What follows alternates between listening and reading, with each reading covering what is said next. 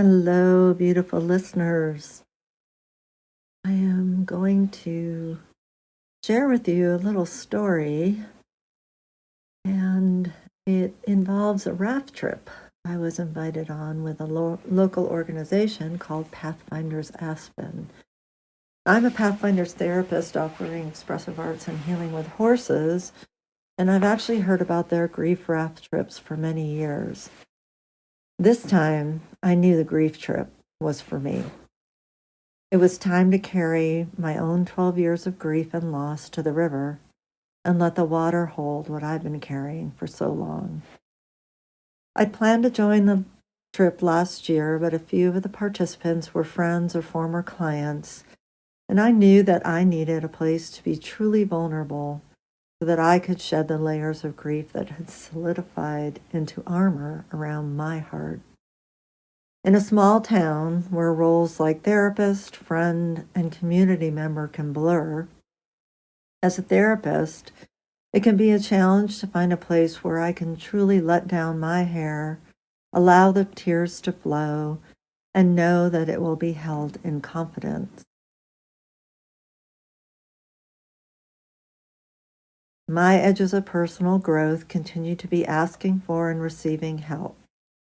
I've got this is an old rallying cry, and I know it doesn't always serve me. There's a fine balance between resilience and the need for vulnerability. It's easy to fall into a pattern of saying, I've got this, especially when you're used to being the one that others lean on. But as they say, too much resilience can turn into a kind of armor, isolating us when we need most to let our guard down. The learning curve to the trip was steep, though not in the way you might expect. For 20 years, my ex-husband was my guide to mountain living. In our first 2 years together, we lived in a cabin. It was a shack, really, if I'm honest. We hiked into it. It had no running water or a flushing toilet. It was rough, and we even discovered that we'd been sharing the space with a skunk. Every night, that little skunk would come in through the cat door left by previous tenants and drink from our dog's water bowl while we slept in the tiny loft. Miraculously, it never sprayed the dog, but I had often wondered, what was that dank smell? That was my early 30s, and despite the challenges, it was incredibly romantic and what I had always imagined for myself. You see, when I was 16, my family moved us from upstate New York and a tiny town to the swamps of Florida. In my bedroom, I would dream of one day living in a log cabin in the mountains. I kid you not. I learned so much from my ex about being a mountain mama.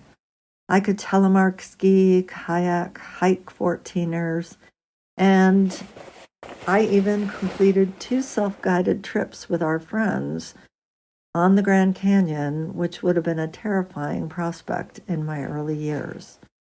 I trusted his river knowledge, and I knew that I'd be safe because truly my greatest fear was of swimming in the waters of the Grand Canyon. Self-reliance became my middle name. We even had our own small river company where we taught kayaking and rafting. It was such a joy to be a person who could live a lifestyle of these beautiful mountains where I still live. So being on the river wasn't going to be the challenge for this trip. What caught me off guard was something deeper that surfaced just before we set off on the water.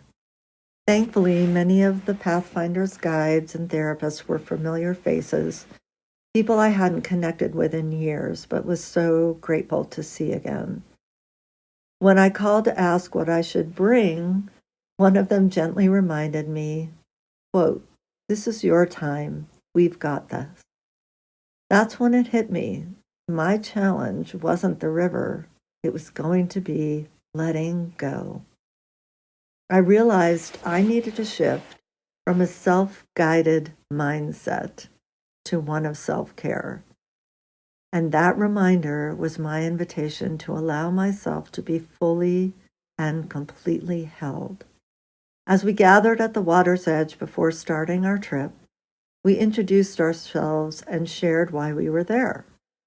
One of my best friends was with me. She had been the one to encourage me to sign up to go this year. She pretty much knows everything about my life, so sharing authentically in her presence was not going to be an issue. I spoke about my grief in this circle, the unprocessed loss of my mom 11 years earlier. Her death had been awful. She died in my arms from COPD, and I had been her primary caregiver for most of my adult life. This meant constant emergency calls and traveling from Colorado to Florida multiple times a year. That last year, I was making the trip almost every 8 weeks while attempting to run my business full time. I hadn't realized the toll it was taking. In my mind, it was simply how things were. And then she passed, and my body finally let me feel the weight of what I had been carrying for nearly 25 years. There was also the suicide of one of my dearest friends. It's something I rarely talk about because the grief is still so raw. Suicide leaves behind a complex mix of emotions: grief, sadness, anger, and the heavy weight of wondering if there was something, anything more I could have done. Intellectually, I know there wasn't anything I could have done. She was so deeply loved by all of us and by this community. But depression and mental illness can twist our minds into tangles that are a funhouse mirror of untruth. As someone who has suffered depression most of my life, she and I used to talk about the many ways our minds would play nasty tricks on us. I will be honest enough to say that in that first circle before we put onto the river, I was ready to grab my friend's keys and run. I can't do this, my mind cried. Yet I didn't tell anyone how I was feeling. As I sat in that circle, that first circle before putting on the water, my heart was racing. I felt clammy, and I recognized that I was in a fight-flight response.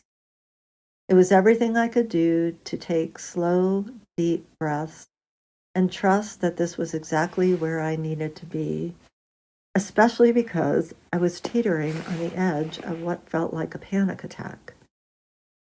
I introduced myself, first name only, and didn't share that I was a therapist.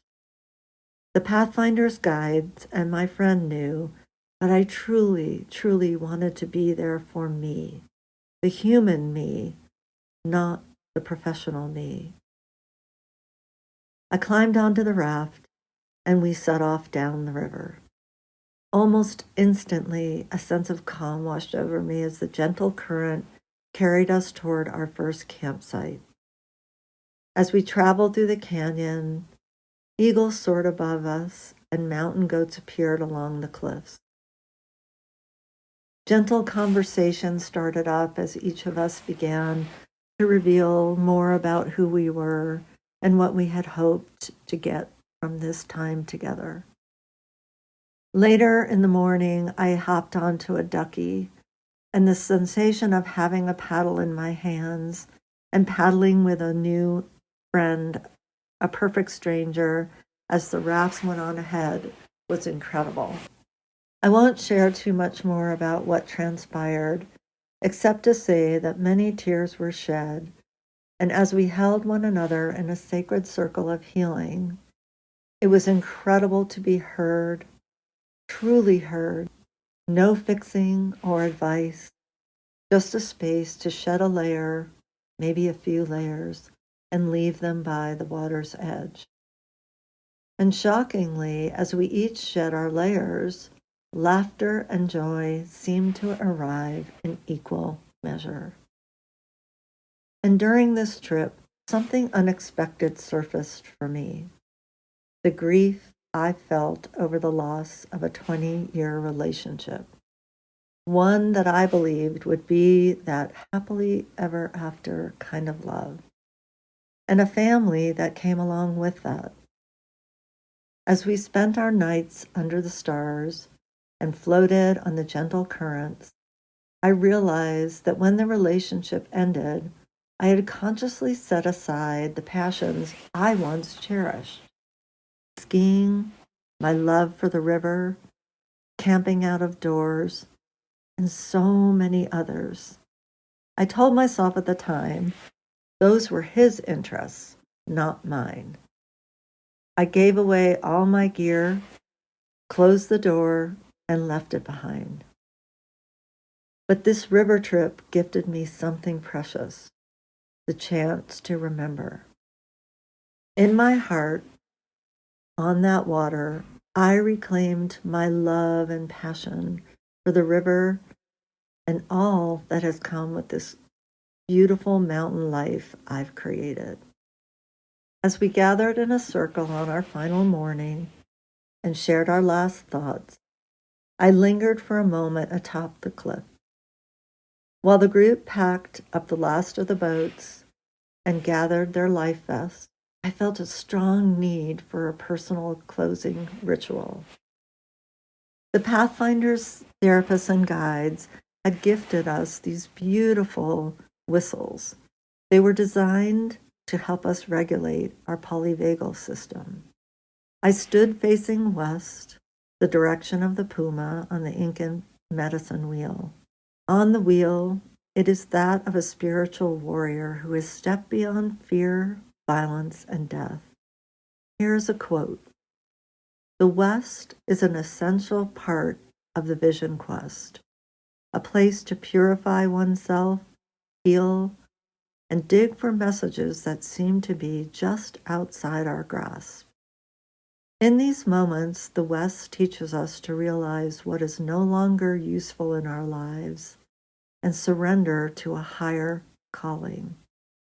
This can create a certain amount of struggle, a sense of grief for what has been, but results in a powerful change in our faith, sense of self, and our ability for compassion and spiritual vision."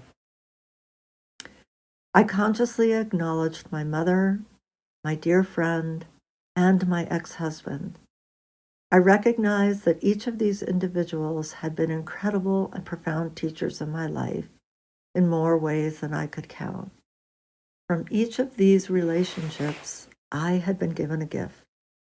One of knowing I could reach for my dreams, the other was the teaching of the ways of the horses, and one was of love and passion for a mountain way of living. I placed the stones I collected in a circle and said this prayer: "Thank you, I love you, goodbye." I blew my whistle 3 times, leaving whatever residue was left for the Colorado River to hold. I know my words will never fully capture this amazing experience. I am so deeply grateful to the Pathfinders, guides, and therapists who held us with such tenderness and love. This is the essence of transformation, metamorphosis, and the alchemy of the experiential process. Weeks later, as I write this podcast and share it with you, I still feel the deep gratitude for those 3 days on the river. Thanks for listening. See you next month.